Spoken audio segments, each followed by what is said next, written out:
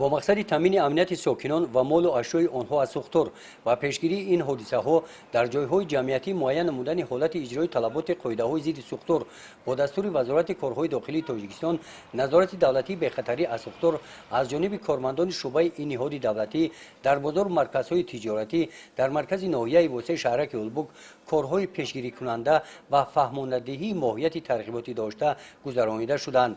در این روز فعالیت این مرکزها بسته شده. سنجش‌ها در مرکزهای تجارت، دکان و آشخانه‌ها نشان دادند که از جانب متصدیان مرکزهای سودا حالت بی‌خطری از سوختار دغلانه ویران کرده شده است.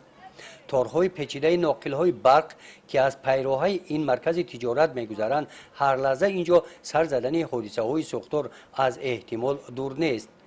رفتی سنجش نشان داد که حالت شیط‌های برقی هم در حالت ناگوار قرار دارند.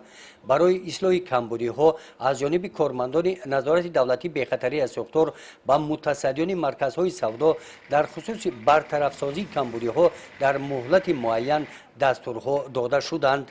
در این روز برای دغلانه ویران کردن قاعده‌های ضد سوختار نسبت شخصان مسئول 13 پرونده مأموری ترتیب داده شد. در بازار مرکز تجارت کارهای برطرف سازی کمبودی‌ها شروع گردیدند. میدانی در شفت بازار از علف‌های بیگانه خشک گشته از جانب کارمندان تازه کرده شدند. گزارش خواجه نظریف خدای نظر ظهوروف از ناحیه واسه برای برنامه اطلاعاتی نوید